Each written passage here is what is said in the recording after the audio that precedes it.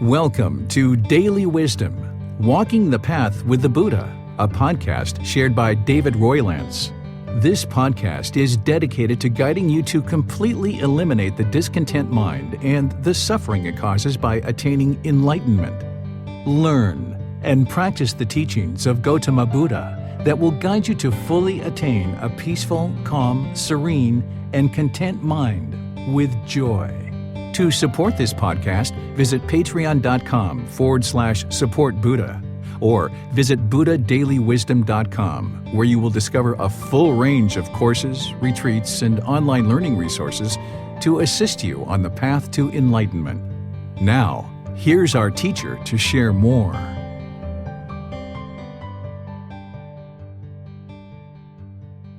Sawadee Kap. Hello and welcome to Daily Wisdom, Walking the Path with the Buddha. Today is our Pali Canon and English study group, and we're studying the words of the Buddha. We're in volume 10, which is titled The Buddha's Way. We're going to be studying chapters 11 through 20 today. The way that we do this program is I open up to volunteers in Zoom to be able to volunteer to read a chapter in the book. And then after someone reads a chapter, I'll share some teachings on that. And then I'm going to open up to any and all questions that you guys have. Whether you're joining in Facebook, YouTube, or Zoom, you can ask questions by putting that into the comment section, and I'll be able to see that. Or if you're in Zoom, you can electronically raise your hand, unmute your microphone, and ask any and all questions that you like. So thank you for joining. Welcome, whether it's your first time or you've been joining regularly. I see that Marcy has volunteered to read this first chapter. So if you'd like to go ahead, ma'am. Thank you, Teacher David. 5 future dangers in the way for consideration. Monks. There are these 5 future dangers in the way of reflecting on which the diligent, dedicated, determined monk, forest gone, ought to live just to attain the unattained, to master the unmastered, to realize the unrealized. What 5? Take the case of the monk who reflects thus. I am now young, a mere youth, black hair, endowed with the beauty of youth, in the prime of life.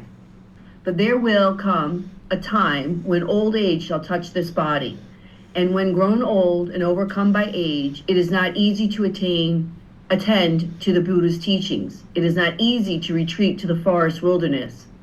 Before that comes to me, unwished for, undesirable, disagreeable conditions comes upon me. Let me in advance arouse energy for the attainment of the unattained, to master the unmastered, to realize the unrealized. Then when I'm in that condition, I will reside at ease, even though I am old. This is the first future danger to consider, which is enough for a monk to reside diligent, dedicated, determined for the attainment of the unattained. Again, he reflects, I have health and well-being, a good digestion which is neither too cold nor too heated, but moderate and suitable for striving. But there will come a time when sickness shall touch this body, and sickness and sick and ill, it is not easy to attain the Buddha's teachings. It is not easy to retreat to the forest wilderness. Before that comes to me, unwished for, undesirable, disagreeable condition comes upon me. Let me in advance arouse the energy for the attainment of unattained, to master the unmastered, to realize the unrealized. Then when I am in that condition, I will reside at ease, even though I am sick. This is the second future danger to consider, which is enough for a monk to reside diligent, dedicated, determined for the attainment of the unattained. Again, he reflects, food is now plentiful. There has been a good harvest, and food is easy to get, and it is easy to keep oneself going by gathering. But there will come a time when there is famine, bad harvest, and difficulty in getting food, when it will be hard to keep oneself going by gathering. And in the time of famine, people will move to where there is plentiful food, and there one will dwell in living conditions that are congested and crowded.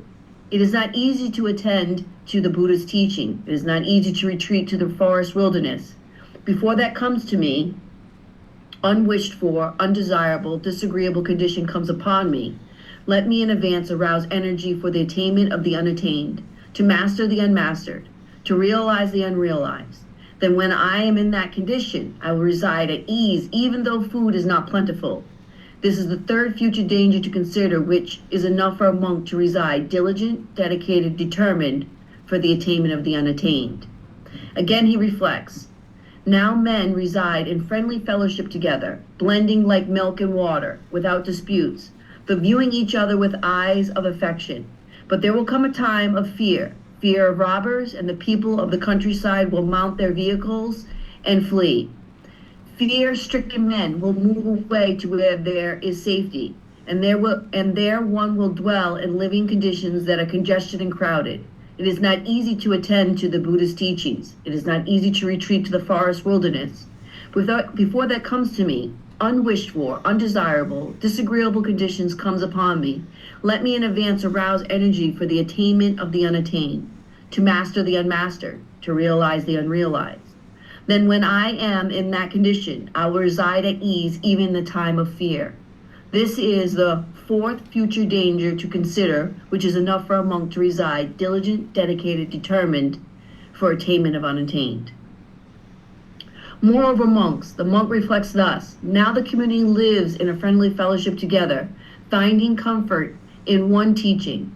But the time will come when the community will be fractured. And when that happens, it is not easy to attend to the Buddha's teachings. It is not easy to retreat to the forest wilderness. Before that comes to me, unwished for, undesirable, disagreeable condition comes upon me.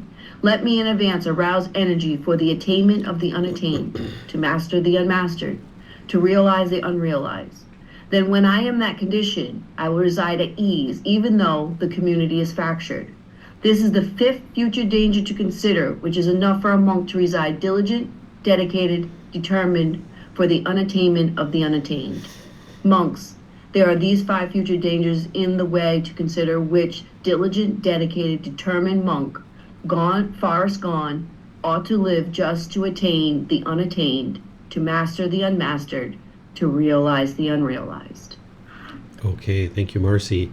So here, one of the biggest challenges on the path, particularly early on, is complacency.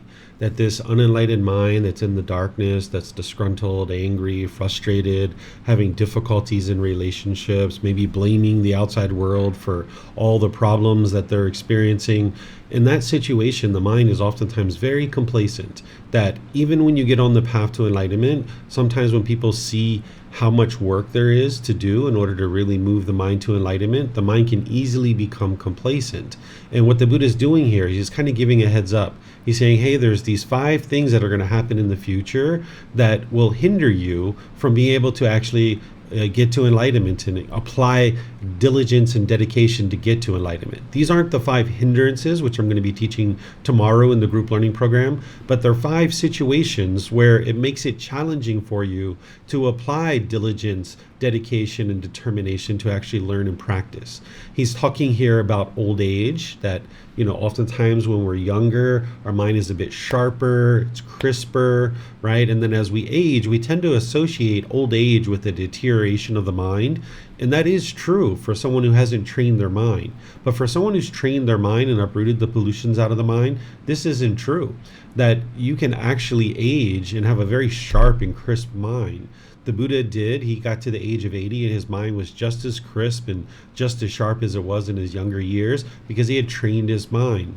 So when we aren't training our mind, if we just kind of in our youthfulness, like, we'll get to those Buddhist teachings at some point. Yeah, whatever, we'll just kind of wait towards the end of our life. Well, now when you get to the end of your life, you still haven't trained your mind. Maybe you're 60, 70, 80, who knows what age you might be. And now it's a lot more challenging because the mind isn't as crisp.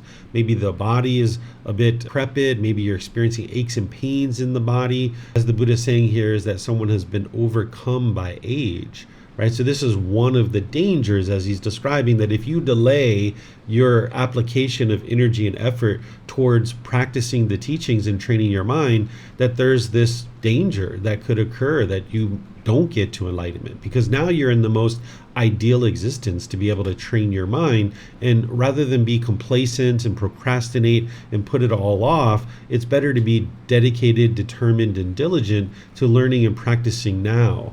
In that way, as you age, you'll be at ease, right? That's what the Buddha says, that once you train your mind, that even though you're old, if you've already trained your mind, you'll be at ease because you'll be able to deal with this old age in a way that you wouldn't have been if you hadn't trained your mind. And then he talks about essentially health, right? The first one is about old age. The next one is about health in terms of health of the body, because when we experience sickness, it makes it more challenging to apply diligence, dedication, and determination to developing the mind. But if you've trained the mind, when you're sick, you can reside at ease because the mind understands impermanence and that this body can't be permanently healthy. It's just not possible. So rather than delay your development of the mind till later in life where you can potentially be experiencing sickness, it's better to attend to the teachings and learn them and grow and develop and train your mind while you have health.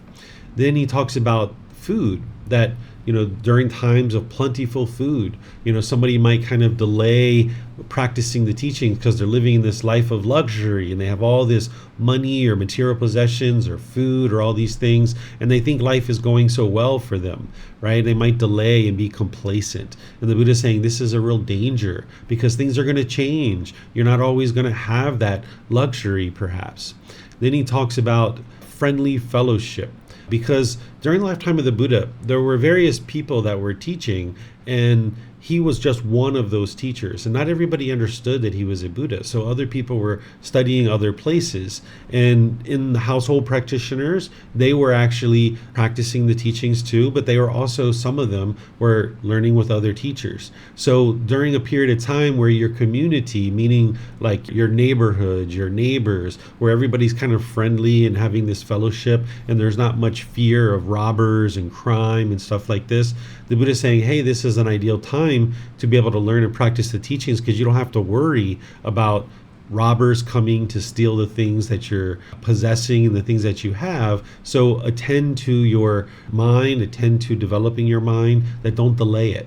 And then ultimately he talks about this time frame when his community was close, because during his lifetime, when he was teaching from the age of 35 to 80, the teachings were very bright and shining and vibrant in the world, and people could understand them because there was a Buddha that was in existence with deep wisdom about the path to enlightenment. And as I mentioned, there were other teachers who were teaching, and during his lifetime, his community of students, more and more people were getting to enlightenment all the time because the teachings were shining in the world and they were coming into the world so vibrantly. But what he was warning people of is that there's going to come a time when all this is going to break up and we're not going to have just one set or one collection of teachings. So it's better to learn and practice when the teachings are shining in the world rather than later when things break up. And that's actually what ultimately ended up happening. So he's giving these 5 dangers that if you complacent and you don't apply effort and energy towards learning and growing with the teachings, that as impermanence is happening in your life, you might find yourself in a situation where it's difficult to actually learn and practice. Because getting to enlightenment is not easy, but it's also not difficult either. But we don't need to make it more difficult and delaying it and waiting for all these things to occur. So the Buddha is giving this heads up and saying, hey, apply this dedication and diligence so that you can make your way to enlightenment. And you can see in other teachings that he talks about how this existence in the human realm is extremely rare, and because it is so rare, not allowing it to go to waste, that apply effort and energy towards developing your mind. And now we're getting these 5 dangers of things that could potentially happen that would make it more challenging for you to learn and practice the teachings.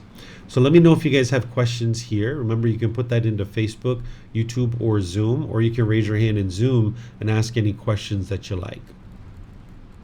Just going to check Facebook and all of our platforms here, see if we have questions. Okay, I don't see any questions anywhere, so we'll go to chapter 12. Is there someone who would like to read this one? Okay, it looks like Pat would like to read this one. Go ahead, sir. Do not decline, continue the struggle. 2 things, monks, I have realized. To never be complacent with skillful qualities and not to shrink back from the struggle. Without shrinking back, monks, I struggle on thus. Gladly would I have my skin and sinews and bones wither and my body's flesh and blood dry up, if only I may hold out until I win what may be won by human strength, by human energy, by human striving. It was by diligence that I achieved awakening, and by diligence that I won the supreme freedom from bondage, enlightenment. And you too, monks, do not decline the contest, but struggle on, saying to yourselves, gladly would I have my skin and sinews and bones wither and my body's flesh and blood dry up. If only I may hold out until I win what may be won by human strength, by human energy, by human striving. Then you too, monks, in no long time shall win that goal for which the householders rightly leave home for the homeless life, even that unmatched goal of righteous living, realizing it for yourselves, even in this very life, and having reached it, you shall reside therein. Wherefore I say unto you, monks, thus must you train yourselves. We will not decline the contest, but will struggle. Thank you. Okay, thank you, Pat. So as I was mentioning in the previous discourse, where I was providing my explanation, is the unenlightened mind tends to be very complacent. That even though the person, right, because there's the body, there's the mind, and then there's the person. The combination of the body and the mind we call the person. The person might be like, hey man, I'm tired of dealing with this unenlightened mind, this anger, this frustration, this agitation, this annoyance, this stress, the anxiety. And the person's like, hey man, we got to get this mind trained. But the mind's like, nah, we're not doing that. We're just going to hang out and chill out. We're not going to apply any work here. We're going to be complacent, right? And the person's like, nah, man, you got to get some training. Like, come on, let's do this thing, right? So the mind tends to be very complacent, especially early on before it's seen a whole lot of progress. It tends to not be motivated to actually do the work that needs to happen in order to build up your practice and make your way towards enlightenment. As you're training your mind and you're seeing more and more progress, you're seeing the benefit and the improvement to your mind and your life, it's kind of like, self-motivating, that you are like, whoa, like I didn't realize there was all these benefits. So now, that complacency gradually wears away. But initially, can be some complacency that the mind isn't really willing to do that work that it needs to do. And when it's meeting with certain struggles or certain challenges or certain issues, whether it's on the path to enlightenment or in other parts of your life, as the mind is experiencing struggle, the unenlightened mind, being complacent, will tend to run away from that. It will tend to turn around and run because it doesn't want to deal with that particular challenge, because it's challenging. It's a struggle for the mind to deal with it, and the mind's craving permanent comfort. So when you experience things that are uncomfortable to you, that's because the mind lacks a certain amount of wisdom. There's certain wisdom about the natural laws that the mind just doesn't understand the world that it lives in. So as long as the mind runs away from the struggles that it faces, you're just ensuring that those struggles are going to continue to repeat, because you haven't provided the mind the opportunity to cultivate the needed wisdom that it needs to overcome that obstacle, or overcome that challenge, or overcome that struggle. So what the Buddha is teaching you here is, don't be complacent. Don't allow the mind to be complacent, and don't shrink back from the struggle. Because if you shrink back, meaning run away from the struggle, you're just ensuring that that struggle is going to repeat over and over and over again, because you didn't allow the mind to cultivate the wisdom to overcome it. So now the next time that particular challenge is on the horizon, you're going to struggle again. And if you keep running away from the struggles, then you'll never actually cultivate the needed wisdom to overcome it. So whether it's about the path to enlightenment, whether it's any aspect of the path to enlightenment, or even in your personal or professional life, if you're noticing any kind of struggle or challenge that your mind is like, I don't want to do that, instead of running away or shrinking back from that, I encourage you to turn around and walk towards it. That's essentially what the Buddha is teaching you, is don't shrink back from the struggle. Face the struggle, walk towards it, because that's where your mind will be able to cultivate the wisdom, and it'll be able to overcome that. So then in the future, when that same particular challenge is on the horizon, it's like, hey, easy peasy, lemon squeezy, right? This is what my son says. Easy peasy, lemon squeezy. Like, we can handle this so easy because you've got this wisdom that's in your mind, and you can easily walk through that particular challenge. So the Buddha is explaining how it's this diligence that is really going to see you through to enlightenment. That's how you're actually going to make your way. That if you become complacent, if you're shrinking back from the struggle,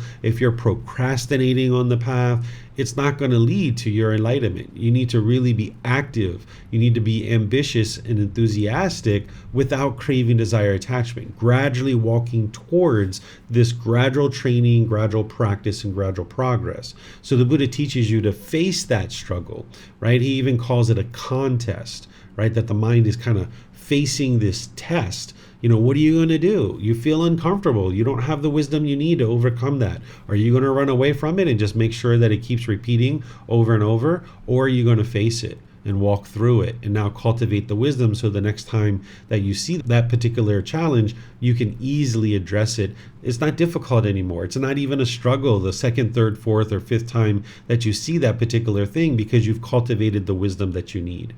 So let me know what questions you guys have here on this one. It's titled, Do Not Decline, Continue the Struggle. Okay, looks like Leo has a question. Go ahead, sir. Yeah, I just realized that in the past days and weeks, I'm really got really complacent. I'm really in this complacent state. And I find my mind find all these excuses to stay in bed and play Call of Duty and all these games and so on. What wanted I to say? I just realized that even I'm learning with you for about a year, I think, that I'm back in this very complacent state right now. You have ideas why is that the case?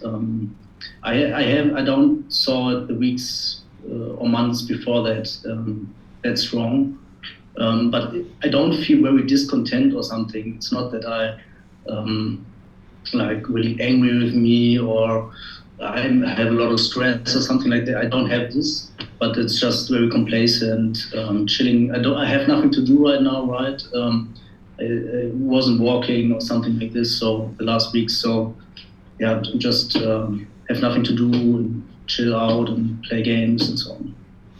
Yeah, the mind's going to go through these different waves, right? Where oftentimes you notice complacency, you deal with it, and you're experiencing dedication and determination on the path.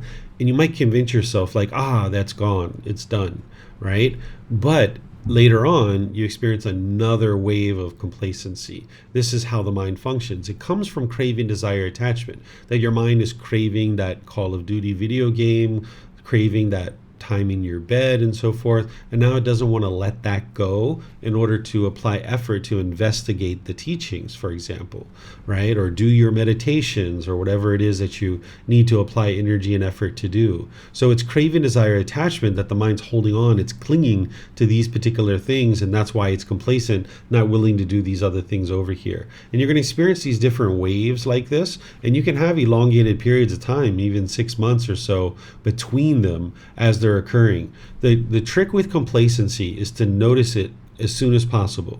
If you allow complacency to go on for multiple days or even weeks, it's a lot harder to come out of that complacency. Whereas if you can catch it early on, like if you're observing your mind with mindfulness and you're noticing within the first day or 2 or 3 that your mind is headed towards complacency, you can apply effort and energy to arise the enlightenment factor of investigation, where you're starting to investigate the teachings through reading, coming to classes, watching videos, scheduling personal guidance, listening to the podcast, things like this. So it's craving, desire, attachment that's causing it, but you can apply right effort to eliminate it through arising the enlightenment factor of investigation, and catching it as early as possible is what you would like to do. Right. I'm going to work on this. Is it maybe also because I don't have a job to do? I think this is also a reason why the mind gets easily complacent. Anything that you're encountering, it's never external. Whenever you're having any issues in your life, it's always internal within your mind. The mind's going to perceive it as something external, like, it's because I don't have a job, that's why I'm complacent. Well, there's people who are retired that they're not going to work for the rest of their life, but they're not complacent. It has nothing to do with not having a job. It has everything to do with what's going on in your mind, the craving and the clinging. That's the pollution that's holding the mind onto the call of duty or the sleeping in the bed or laying in the bed. It's always internal to the mind. It's nothing external. Right. Okay. Yeah, I think you do. Yeah, you're welcome. Okay, so we'll go to the next one, which is chapter 13. Is there someone who would like to read this one? Oh, it looks like Marcy's volunteered again. Go ahead, ma'am.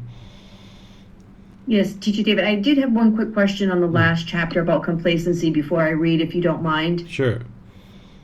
So when the Buddha speaks about complacency, is it the complacency that is towards the teachings and being a part of the community and that? It's not more like complacency of like, okay, like I have chores to do, but I'm gonna sit down and just chill out and relax for a little while, or you know what I mean? Like you're am I making a sense here? Like the complacency, like the way he's applying it, it's more towards like the teachings and being complacent about following and practicing the path versus just being complacent in your day-to-day life, chores, errands, things like of that nature. He talks about all those things because he talks about how you need to be diligent in your duties and your responsibilities in your day-to-day life. He talks about that in other discourses. When he describes complacency, he goes all the way down to the level of detail that he says that if you're having an unwholesome thought in your mind and you do nothing about it, you're complacent. Right? So, we can understand complacency like you're not reading, you're not coming to classes, you're not meditating. Yes, it's also complacency when you're not, doing your household chores, you're not willing to go to work. This is like the dullness, the lethargic condition. All of that is complacency. But, there's complacency towards growing on the path. And then there's complacency in our personal and professional life too. And that's not going to move your life forward, because that's what you're doing on the path to enlightenment, is moving your life forward. But he talks about it all the way to the levels. If you have an unwholesome thought in your mind and you do nothing about it, that's complacency. So if you have ill will that comes up, or you have conceit, or if you have any other thing like that, any of the unwholesome qualities that he teaches you to eliminate, if you're not cutting it off and letting it go, or you're not looking at the proactive methods to eliminate that, then you're complacent in that situation. Thank you, Teacher David. I appreciate that explanation. Yeah, you're welcome. Okay, so let's go to this next one. Were you interested in reading this, Marcy? Yeah, okay. Absolutely. Final knowledge is achieved by gradual training. Monks, I do not say that final knowledge, wisdom, is achieved all at once. On the contrary, final knowledge is achieved by gradual training, by gradual practice, by gradual progress. And how does this come to be gradual training, gradual practice, gradual progress? Here, one who has confidence in the teacher visits him. When he visits him, he pays respect to him. When he pays respect to him, he gives ear. One who gives ear hears the teachings. Having heard the teaching, he memorizes them. He examines the meaning of the teachings he has memorized. When he examines their meaning, he gains a reflective understanding of those teachings. When he has gained a reflective understanding of those teachings, enthusiasm springs up in him. When enthusiasm has sprung up, he applies his will. Having applied his will, he investigates. Having investigated, he strives. Purposely striving, he realizes with the ultimate truth and sees it by penetrating it with wisdom. Okay, thank you, Marcy. So this is a great discourse. If you've ever been taught or you've heard the myth that the Buddha sat under a tree, he meditated and instantly got to enlightenment, you can see that that's not actually true. He says it right here in his own words, that it wasn't all at once that he attained enlightenment. In places that don't understand this teaching and they don't have these words of the Buddha, they will tend to be very heavy on meditation. You will go to places where they're meditating 8, 10, 12 hours a day, thinking that they're going to meditate their way to enlightenment. Even though you can't do this, if you meditated for 23 hours a day and you went outside for an hour and you were bitter and harsh and hostile to people, you're not anywhere close to enlightenment in that situation. And you haven't had the wisdom to be able to fully transform the mind. That maybe this person's meditating for extended periods of time, but their moral conduct isn't matching what they're actually doing in their meditation practice. So sometimes when people talk about their practice, they tend to be referring to or meditation. They'll say, oh, I'm going to spend a lot of time over the next week practicing. And they're referring to meditation. But your practice is a life practice. Like right now, just being polite and respectful to other students in the class and to the teacher, and things when you're walking outside, or if you're riding in a car and you let somebody into traffic. This is your practice. Every moment, every breath, you're actually practicing the teachings. By the time you get to enlightenment, you're doing that effortlessly. So this final knowledge, or getting to enlightenment, what final knowledge is where you fully understand the path to enlightenment. It's achieved through gradual training, gradual practice, and gradual progress. So while this helps you to understand you can't meditate your way to enlightenment, it also helps you to understand you're going to have missteps along the way. You can't learn something in the teachings of the Buddha, snap your fingers and instantly implement that and do it perfectly. It took the Buddha 6 years to get to enlightenment, so it's going to take you some time to get to enlightenment, and it's gradual training, gradual practice, and gradual progress that's going to lead to that. So you can take the pressure off yourself that it's not a race, you're not in competition with anybody, you're in your own journey with a teacher essentially serving like a tour guide, right? Because the Buddha here says that this final knowledge is through gradual training, gradual practice, and gradual progress. But how do you get to that final knowledge? How do you accomplish this? So he goes on to explain how to get to the point where you're experiencing this final knowledge through gradual training, gradual practice, and gradual progress. And the first thing he talks about is having confidence in a teacher. So everybody that is not a Buddha is going to need a teacher. And a Buddha is extremely rare in the world. A Buddha gets to enlightenment by themselves without the help of any teachers or any guides. They dedicate the rest of their life to sharing their independently discovered teachings with countless people, and countless people get to enlightenment during that person's lifetime. And then they preserve their teachings in such a way that countless more people get to enlightenment after their death. So you're going to need a teacher. You're not a Buddha. You're not this rare individual that the last one that the world currently is aware of existed over 2,500 years ago. So you're going to need to find somebody that you can have confidence in order to be able to visit that person and gain wisdom and understanding from that person. Here, the Buddha is referring to this individual as a he, but there could be a female teacher as well. There's no reason why that couldn't be, but the Buddha here was, talking to a group of males, so he was probably just using the pronoun he or him. The way that you gain confidence in a teacher is you observe the quality of their mind. The Buddha teaches this as part of his teachings, because if you're going to invest time, effort, and energy into learning and growing with a teacher, you would like to know that they're either enlightened or very close to it, because this is going to give you the confidence that you need in order to be able to learn and practice their teachings. And whatever's going on in that person's mind, the teacher's mind, whatever qualities that they've cultivated, you should aspire for those same qualities. So the Buddha teaches you to observe their mind without ego, without conceit, without judging this person and looking down on them, but he gives you guidance to see if this individual has a muddled mind.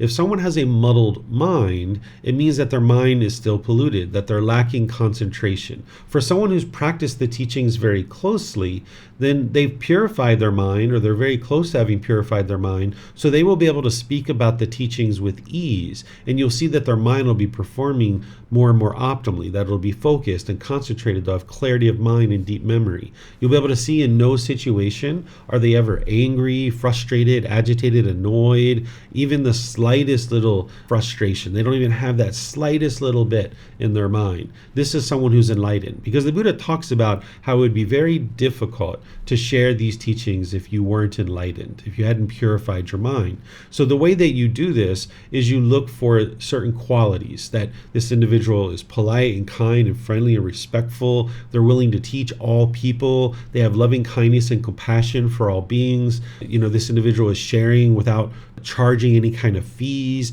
because if somebody is charging a fee, they haven't understood how these teachings need to come into the world.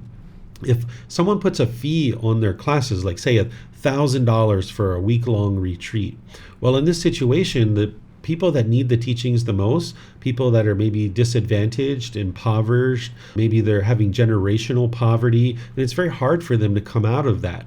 In this situation, if you had a class that had $1,000 for a retreat, right away you've priced those people out. And these are the people that are struggling the most in the world, that could use these teachings the most. So an individual who's sharing these teachings that is either enlightened or close to it, they would understand that they would like to service all people, and putting a price tag on a class isn't going to allow you to do that. It also doesn't allow the students to practice generosity, which is what they need to do in order to be able to get to enlightenment. So you should see these certain indicators that are going to help you to see that this person is practicing the teachings, sharing them in a way that's going to be beneficial for you, and now you can have confidence in that individual without judging them, without looking down on them or anything like that, but you can gain this confidence to see how their mind's performing well. And now the Buddha says it's important to visit this person. And when you visit them, he talks about paying respect to them. The reason why is because, like I mentioned, anybody who's sharing these teachings in the way that the Buddha taught, they wouldn't be charging for their help and their guidance. So this person is helping you out of the kindness of their heart, right? So to go in and be impolite, unkind, unfriendly, and disrespectful to the very person who's interested in helping you, it would be very unwise to do that, because this individual who has motivation and ambition to help you, if you're disrespectful to them, this person might decide to not teach you, right? The teachings are available to anybody and everybody, but if someone's being disrespectful, the Buddha teaches you that it would be unwise to teach this person. Essentially, just kind of ignore this person and go away from them. So if you're going in to meet with a teacher who you have confidence in, it's important to pay respect to this person, because all too often in some societies we don't respect teachers, and because we don't respect teachers, then less and less people are interested in teaching. So now the society becomes less and less wise because there's less and less people interested in sharing teaching, whether it's the teachings of the Buddha or any other topic like electrical work or carpentry work or any kind of wisdom that is coming into the community is beneficial to the community. So if we don't pay respect to teachers, less and less people are interested in teaching, and now society as a whole becomes less and less wise, and there's more and more struggles because there's a lack of wisdom in the community. Then once an individual has this confidence and they're paying respect to the individual, the Buddha teaches to give ear. What he means by this is he calls it listening with eager ears. He talks about this in other discourses, that when you're learning the teachings, you should have eager ears, where you're not just sitting back, looking at your phone, surfing the internet, looking at different things, and just kind of, having this kind of class in the background. Instead, you would like to eagerly listen to the teachings, and that's giving ear. And now, having heard the teachings through having this eager ears, you then start memorizing the teachings. There's kind of two teachings nowadays that you need to memorize: the Eightfold Path, independent origination. All the other teachings you need to understand and you need to implement them in your practice. But in terms of memorizing, the only two that we really need to memorize are the Eightfold Path, independent origination. Where during the lifetime of the Buddha, you had to memorize all the teachings because there weren't any books or videos or podcasts or audiobooks. So nowadays we can use those things to gain our understanding. So you're going to need to hear the teachings and then memorize the teachings, essentially internalizing them. When you internalize those teachings, then you would like to examine them, examine the meaning of them. This is where you're first learning intellectually, right? And now you're starting to examine them and investigate them, right? So this is what the Buddha is teaching you. As you've investigated and examined the teachings, then you start reflecting on those teachings to independently verify, are they true or false? And the way you do that is you look at your own direct experience in life and what you've experienced and other people around you, and then you can determine through just reflection and your own direct experience whether or not these teachings are true or false. But you haven't come to full, complete wisdom yet. But as you're first intellectually learning and examining, and then you're reflecting, there's this period of time where enthusiasm kind of springs up in your mind. It's like, whoa, I've been interested in these kinds of teachings my whole life. I've been wondering how to get to peacefulness. I've been wondering how to be a better and better human being. I've been wondering how to have more harmonious relationships. And here it is, right in the teachings of the Buddha. So there's this enthusiasm that springs up in the mind as you've learned intellectually and as you start reflecting to independently verify them. And now with that enthusiasm, then you start applying your will to be able to implement those teachings in your day-to-day life. This is the practice, that you're practicing the teachings on a day-to-day life, in your day-to-day life. And then as you're practicing, there's kind of like an iterative process, because you're not going to practice them perfectly at the beginning. So having applied your will to practice, you're going to need to do some more investigation of the teachings, because now you might have kind of stumbled over your feet a bit. And now as you're investigating the teachings further, you strive further to implement those teachings on a day-to-day basis. And then that's where you then gain this understanding of the ultimate truth. What he's talking about here is that you gain wisdom of these natural laws, that you can see these natural laws very clearly in day-to-day life because you've learned them, examined and investigated them, you've reflected on them to independently verify them, and you've practiced them, integrating them into your day-to-day life. And you're doing this through gradual training, gradual practice, and gradual progress, never believing any of the teachings. So that's what the Buddha is saying here, is this is the way to get to enlightenment, is gradually moving your mind towards enlightenment and making sure that you have a teacher in order to be able to guide you, with your being the one who's doing the work, but you're going to need somebody to guide you because you're not an actual Buddha.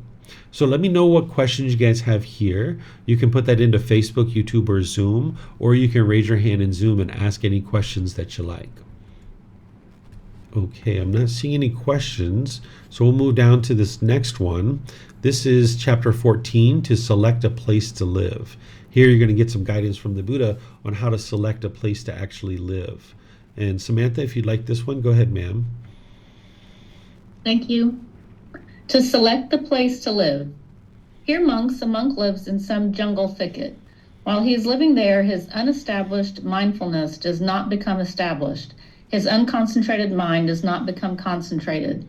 His undestroyed taints do not come to destruction. He does not attain the unattained supreme security from bondage or enlightenment. And also, the necessities to sustain life that should be obtained by one gone forth, robes, alms food, resting place, and medical care, are hard to come by. The monk should depart from that jungle thicket that very night or that very day. He should not continue living there. Here a monk lives in some jungle thicket. While he is living there, his unestablished mindfulness does not become established. His unconcentrated mind does not become concentrated. His undestroyed taints do not come to destruction. He does not attain the unattained supreme security from bondage. Yet the necessities to sustain life that should be obtained by one gone forth, robes, alms food, resting place, and medical care, are easy to come by. The monk should consider thus: however, I did not go forth from the home life into homelessness for the sake of robes, alms food, resting place, and medicinal care. Having reflected thus, that monk should depart from that jungle thicket. He should not continue living there. Here a monk lives in some jungle thicket. While he is living there, his unestablished mindfulness becomes established. His unconcentrated mind becomes concentrated. His undestroyed taints come to destruction. He attains the unattained supreme security from bondage. Yet the necessities to sustain life that should be obtained by one gone forth, robes, alms food, resting place, and medical care, are hard to come by. The monk should consider thus: however, I did not go forth from the home life into homelessness for the sake of robes, alms food, resting place, and medicinal care. Having reflected thus, that monk should continue living in that jungle thicket. He should not depart. Here a monk lives in some jungle thicket. While he is living there, his unestablished mindfulness becomes established. His unconcentrated mind becomes concentrated. His undestroyed taints come to destruction. He attains the unattained supreme security from bondage. And also, the necessities to sustain life that should be attained by one gone forth, robes, alms food, resting place, and medical care, are easy to come by. That monk should continue living in that jungle as long as life lasts. He should not depart. In the case of selecting a certain village, town, city, country, person, similar discourses were spoken. Okay, thank you, Samantha. So while the Buddha here is teaching ordained practitioners how to select a place to live, you can actually use this exact discourse to be able to help you as well. The Buddha is giving four different scenarios.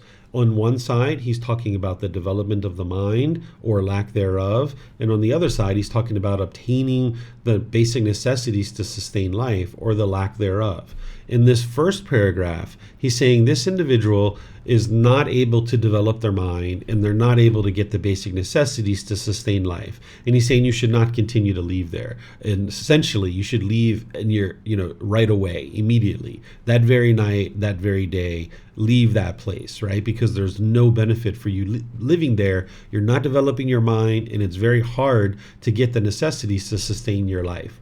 Then the second scenario, he says this person is not able to improve the condition of their mind, but they are able to provide for their basic necessities to sustain life. And he's saying you shouldn't live there. Essentially, you leave at your next earliest convenience because you're not in this world to just sustain this life, right? If you're in a place where you're just sustaining your life and you're not doing any growth and development on the mind, then it doesn't make sense to continue to stay in this situation because you're just going to potentially meet one of those 5 dangers that he talked about, right? That you're just going to delay the growth and development of your mind just because you're able to sustain your life. But that's not why you're here, is just to sustain this life. You're looking to move your life forward and progress in life. So in this situation where you can't develop your mind, but you can get the basic necessities, he's saying leave that place, right? You shouldn't live there. Then the third scenario, this person can develop their mind, but the things that they need in order to sustain their life are challenging to come by. And he's saying in this situation, you can live there, right? Like you can stay in this particular situation because you're not here just to sustain your life. If you're able to develop your mind, but you're not able to get the basic necessities, you're still making progress and growth. Essentially what he's doing here is he's prioritizing the development of your mind, right? That's the ultimate priority in this life. But then this fourth scenario is the most ideal, that you can actually grow and develop and improve the condition of your mind, and you can get the basic necessities that you need in order to sustain your life. And in this type of situation, he says you can live there until the end of this life. You shouldn't depart, right? Because you're getting everything you need, development of your mind and the necessities to sustain your life. So you can apply this to all parts of your life. Whether you're an ordained practitioner, you're a household practitioner, you can apply this in those situations. So if you're looking for a place to live, or you're trying to contemplate whether where you're currently living is beneficial for you or not, you can look at these things. Can you develop your mind? Yes or no?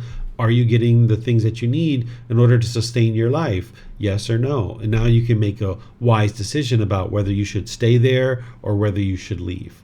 So each individual person is going to find a different place that is suitable for them. It's not going to be the same place for everybody, because you need to be able to find these aspects to be able to develop your mind and sustain your life in a straightforward and easy way.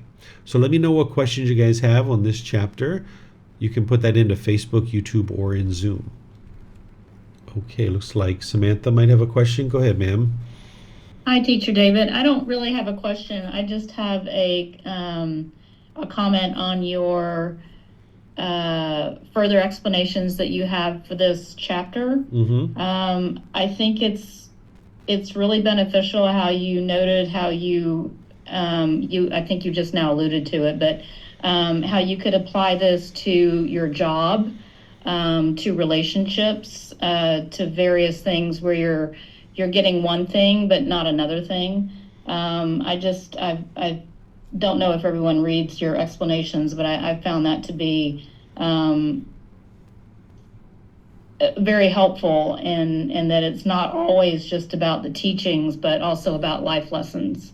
Yeah, yep, definitely. Yeah, I don't remember putting that in there, but obviously I did. But it sounds like something I would write. Here it is, right here. Yep. Thank you for pointing that out. Okay, let's see if somebody is interested in volunteering for chapter 15. Would somebody like to read this? Okay, Pat. With the elimination of excitement comes the complete destruction of discontentedness. Una, There are forms recognizable by the eye that are desirable, lovely, agreeable, pleasing, sensually enticing, tempting. If a monk does not seek excitement in them, does not welcome them, and does not remain holding to them, excitement is eliminated in him. With the elimination of excitement, Puna, there is the elimination of discontentedness, I say. There are, Puna, sounds recognizable by the ear, odors recognizable by the nose, flavors recognizable by the tongue, physical objects recognizable by the body, mental objects recognizable by the mind that are desirable, lovely, agreeable, pleasing, sensually enticing, tempting. If a monk does not seek excitement in them, does not welcome them, and does not remain holding to them, excitement is eliminated in him. With the elimination of excitement, Puna, there is the elimination of discontentedness, I say. Thank you. All right. Thank you, Pat. So whenever we're talking about sensual desire, which we just came out of that book of the Six Sense Bases in Volume 9, and now this is a chapter that was most likely in that book as well.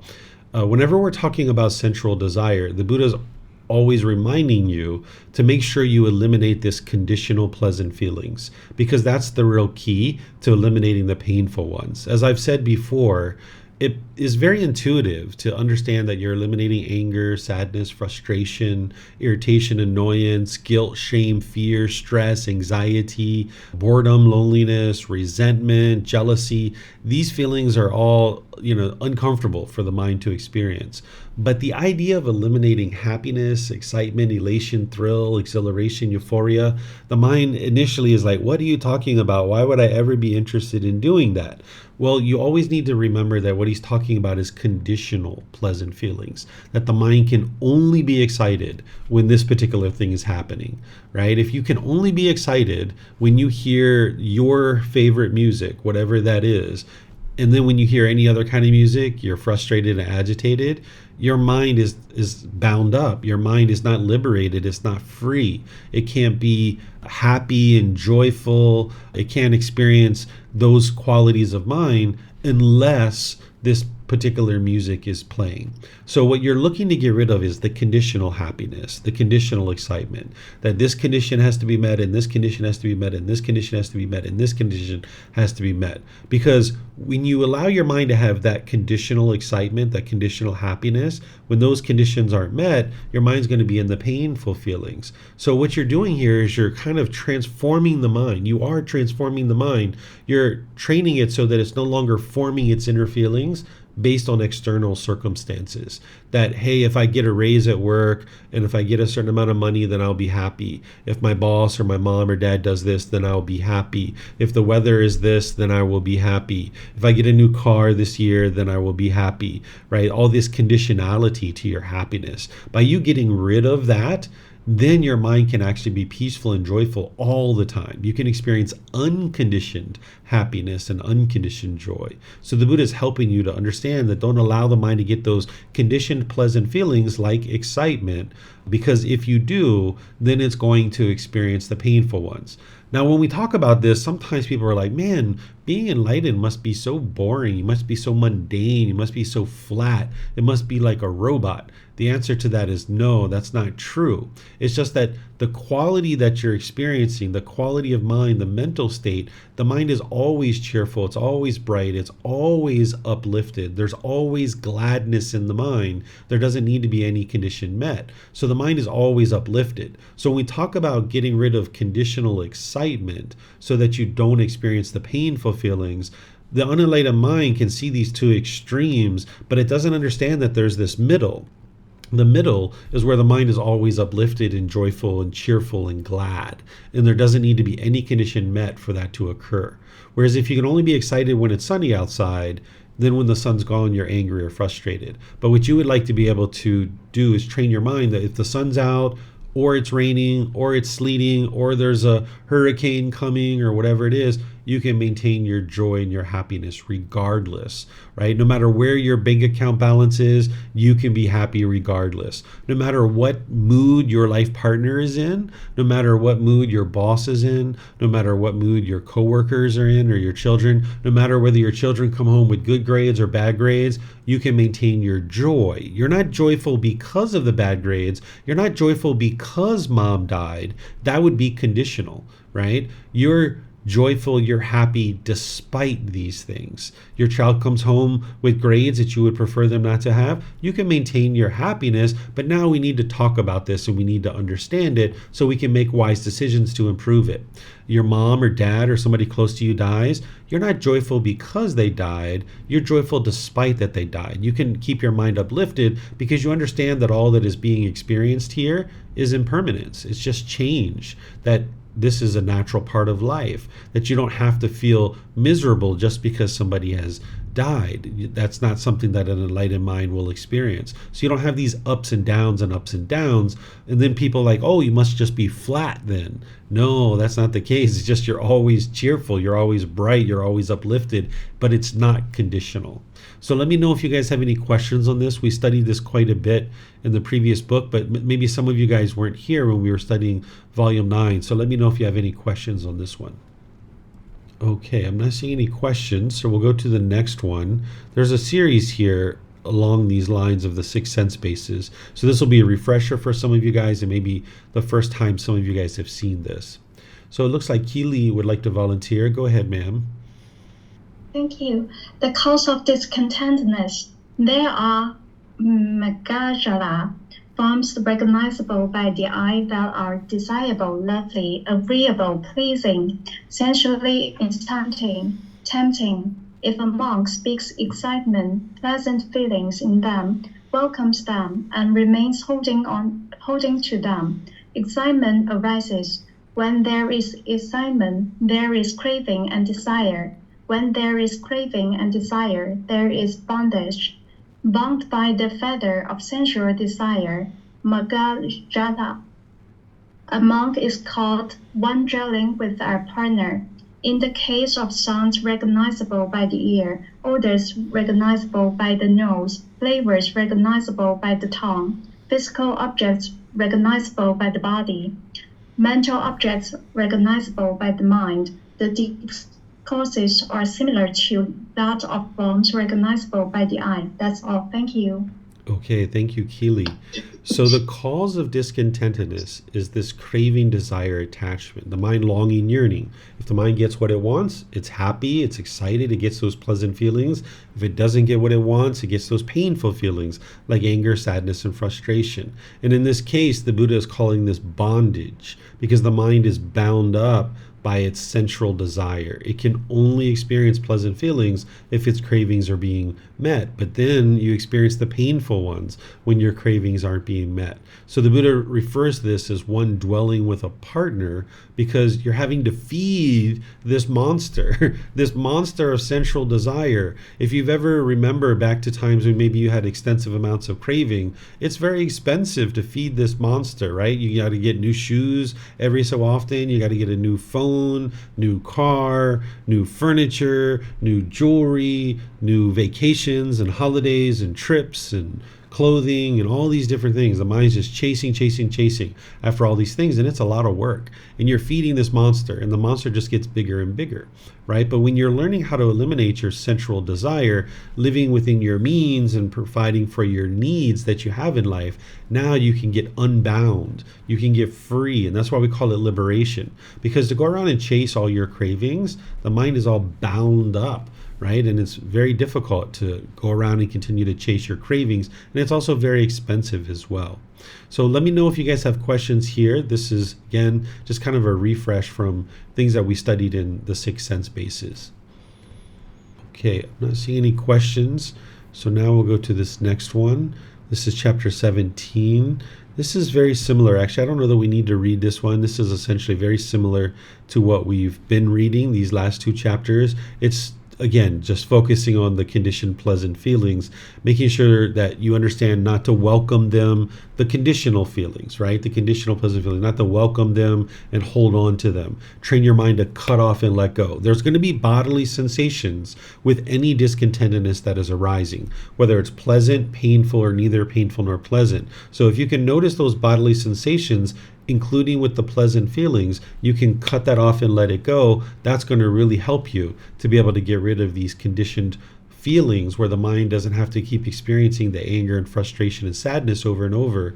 Because if you allow that conditional pleasant feeling to be formed, well, when that condition changes, it's only a matter of time before the painful one comes, because the painful one's waiting right around the corner. So this is chapter 17. I don't know that we need to read that one. This one is very similar as well. The Buddha is just saying, eliminating these conditional pleasant feelings.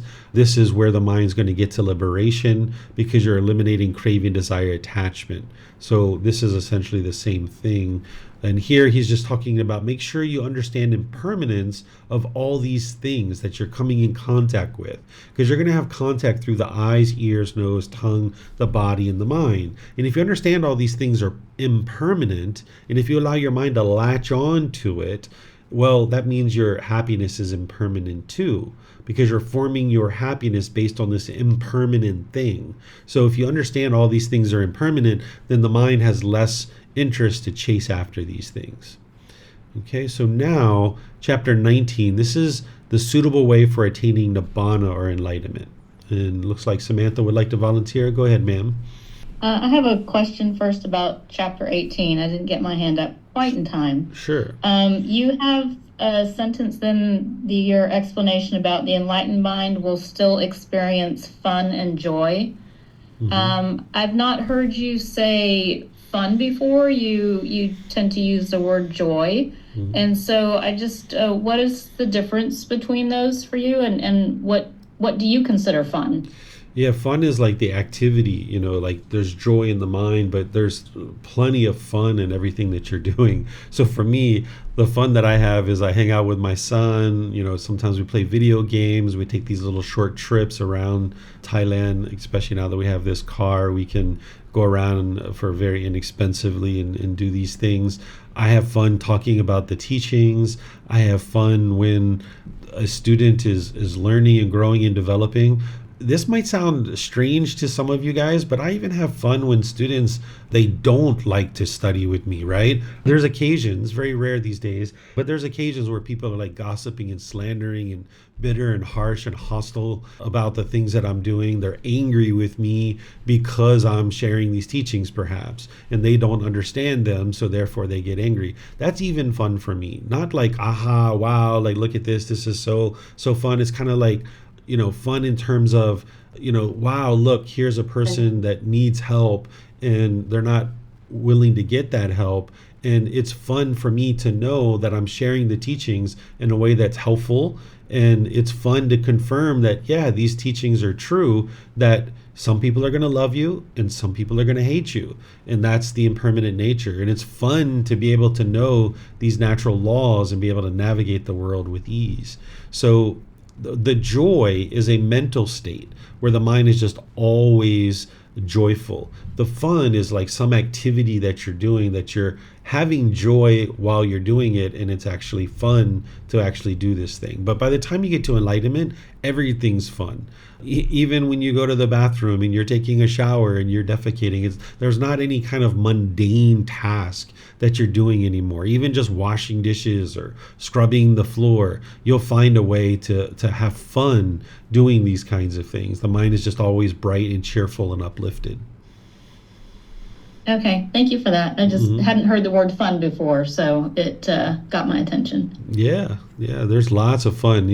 If getting to enlightenment was like boring and mundane and you were just kind of like even keel all the time, like people wouldn't be interested in that. But when you experience this brightened up mind, you'll be able to see there's plenty of fun in everything that you're doing.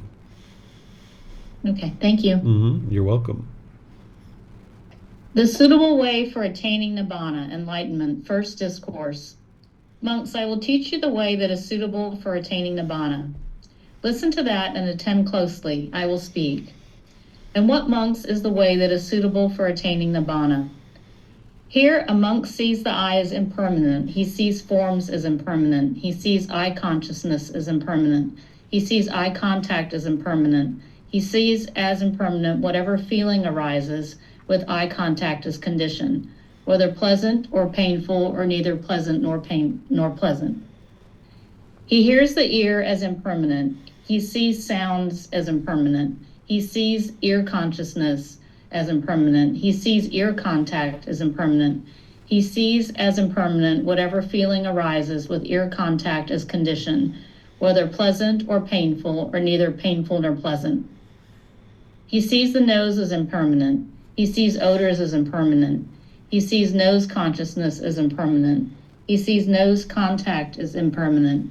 He sees as impermanent whatever feeling arises with nose contact as condition, whether pleasant or painful or neither painful nor pleasant.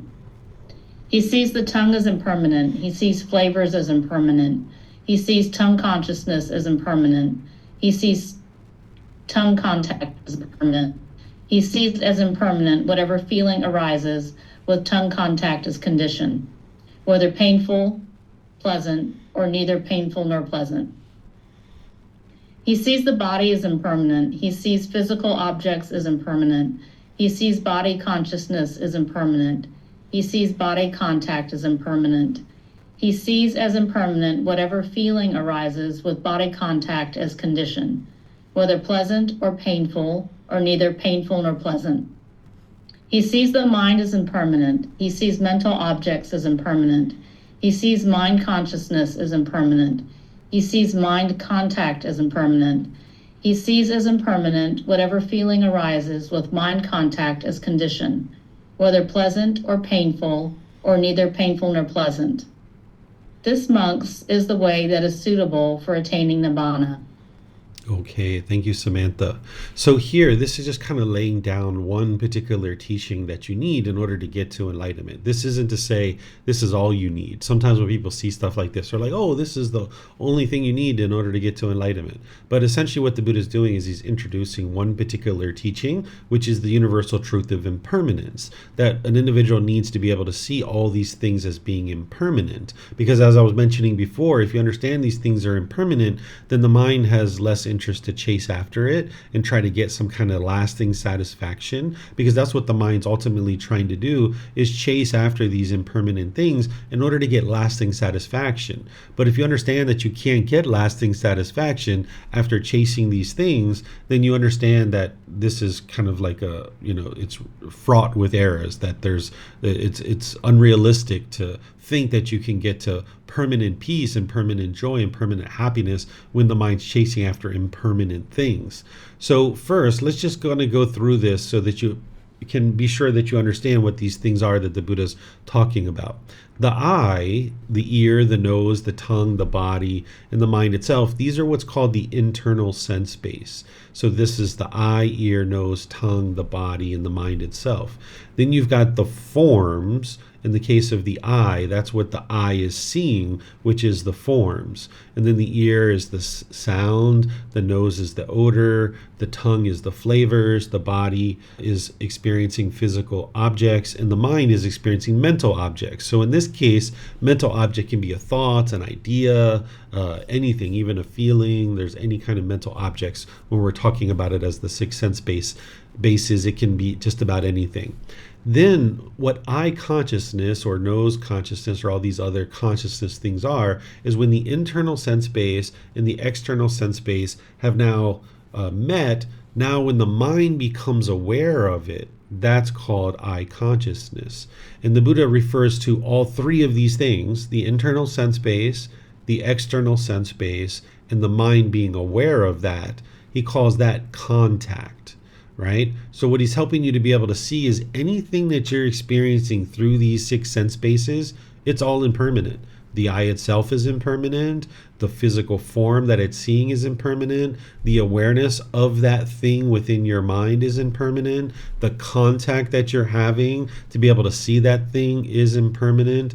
And it's true with all these six sense bases. And now whatever feeling is arising because of that contact, that's impermanent too. So when you start to understand this, it's like, man, why would I chase after this thing, right? Why, of course, you're not interested in chasing it, but you're also not interested in just sitting around being a lump on the log either, right? That's where you need to have these wise decisions. So it's like, yeah, that toothbrush or that new pair of shoes or that new thing, yeah, like chasing after it and forming feelings on the fact that I got a new pair of shoes, that's unwise, because this thing is just going to fade away. This happy feeling is just going to fade away, but I still need shoes. Let me go to the store and buy myself a pair of shoes, right? So you don't need to have all this excitement, all these conditioned feelings when you're experiencing that. So understanding that these things are impermanent will help you to be able to accomplish that. And that's why the Buddha is saying this is a suitable way for attaining enlightenment, is to first understand that all these things are impermanent, because your mind's chasing these things with craving, wanting them to be permanent. But you need to realize and awaken to the wisdom that they are not permanent. And that's going to be one aspect of what you need in order to be able to make your way to enlightenment, among many other things. So let me know what questions you guys have here on this chapter. Okay, I'm not seeing any questions there. I have this next chapter, which this is the same thing, but it's just the second discourse.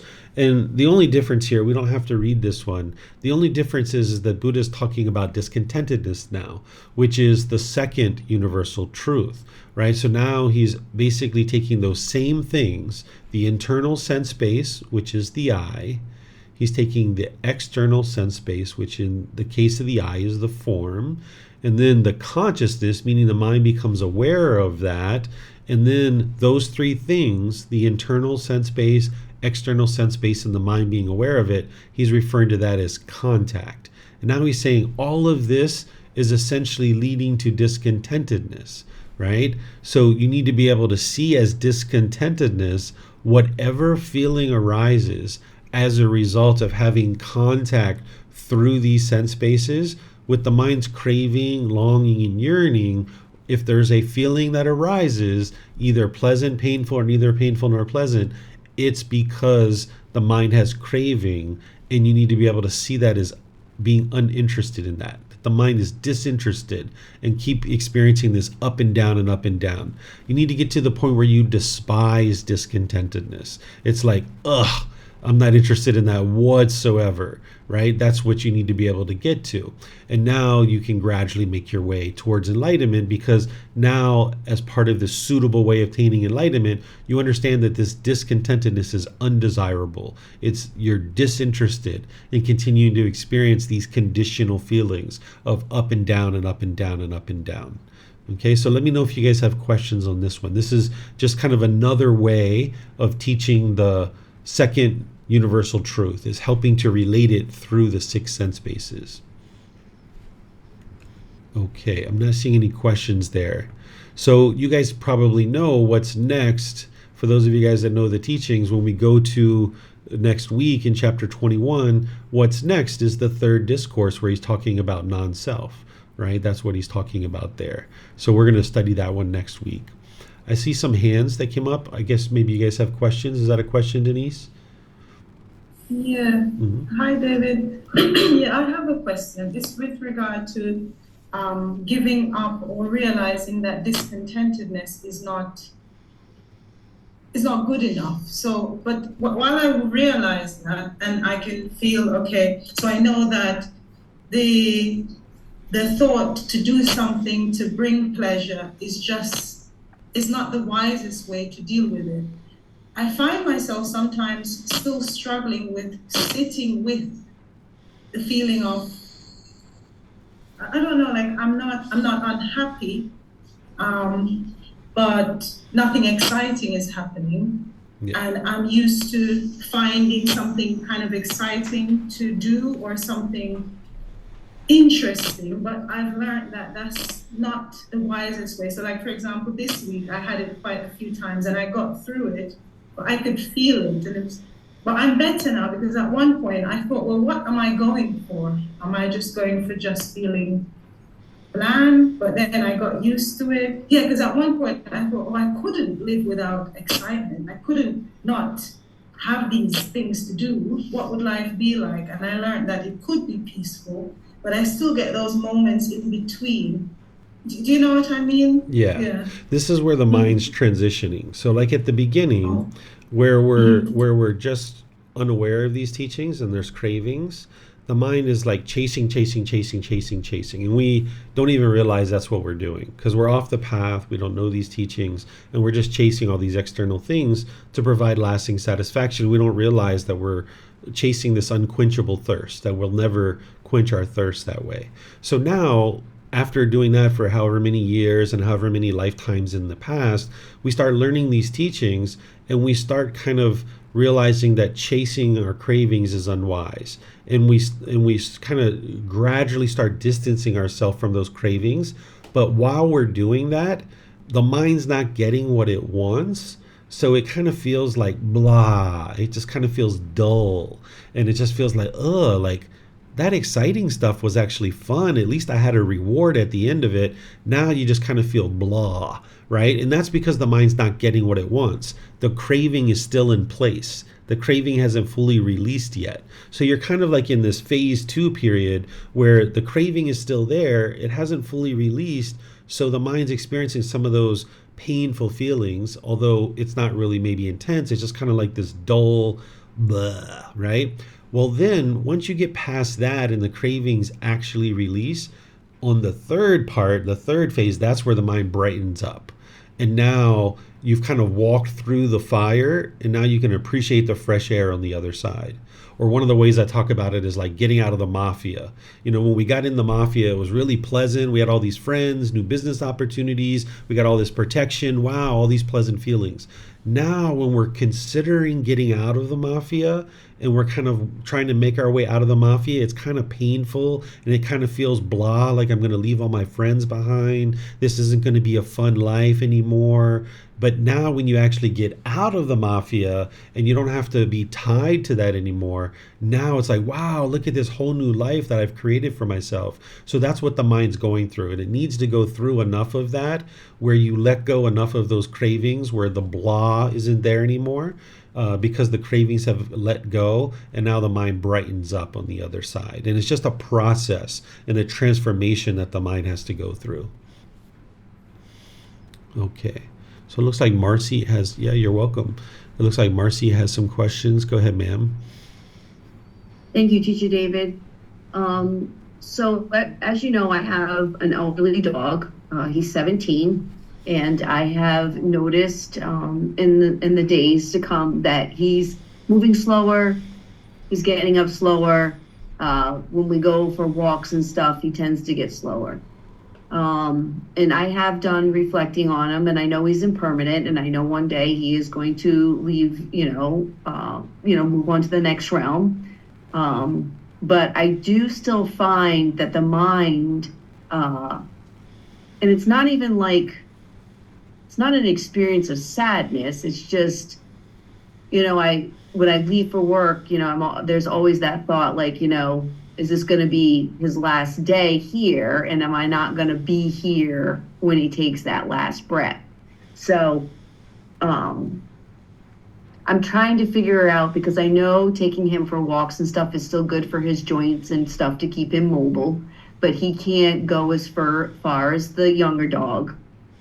So there's this point where I'm like, is it okay for me, do a quick walk with him, leave him home, take the puppy? But then the mind says, what if we go on this walk, the puppy and I, and we come back and he's now passed, So there's still that little bit of clinging there. And I'm having the mind is having some difficulty to really just kind of just let it go. And I'm not sure how to kind of do that. I understand the death reflection, and I've been doing that, but okay. So when you're having those thoughts, that's what you would like to cut off and let go.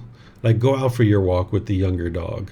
Go do it, even though your mind might be resistant to do it and it's still holding on. Go out and do it. And if you're noticing you're thinking about your other dog back at the house, cut that off. Look at the flowers, look at the trees, look at the clouds, and just kind of cut that off and know that, hey, you've done what you need to do. You took care of this life.